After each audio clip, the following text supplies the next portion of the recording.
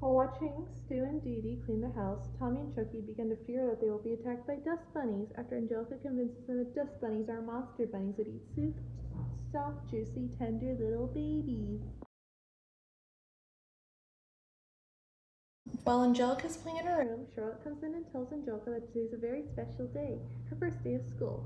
Drew and Charlotte have enrolled Angelica at a fancy private preschool called the Woodbury School. At first, Angelica is not happy about having to go to school, but is excited to see all the toys they provide for the little kids.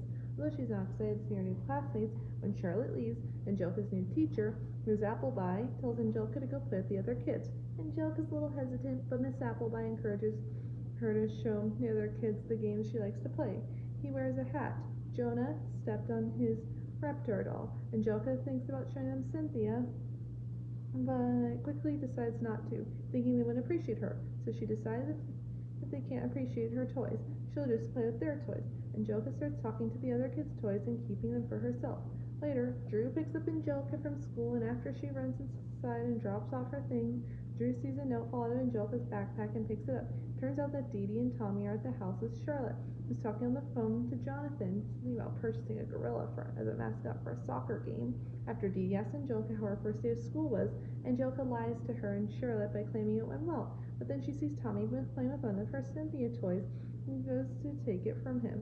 After Angelica leaves, Drew shows his wife and sister-in-law the note from Angelica's teacher. Miss Appleby explains the note had Angelica had a hard time getting along with the other kids and that he's got issues in the sharing department. The note also says the next day at school is share day. That would be nice if Angelica brought her favorite plaything with her to share with the other kids.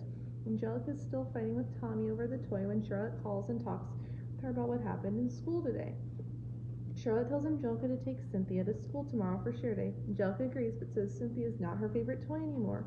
Charlotte asks what is. Angelica says it's not really a what, it's more of a who.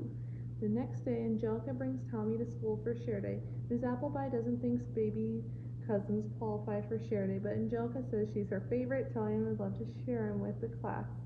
But the kids would rather play with Cynthia than a baby. Just then, Jonathan calls Charlotte to tell her the zoo won't let them have the gorilla. Miss Appleby hears the conversation and gets excited. She lived with them in Africa for 3 years. The kids ask Miss Appleby to make Angelica share her doll, but she waves them off, saying it's free activity time, and approaches Charlotte, asking him to talk and attempting to take the phone, but Charlotte says no.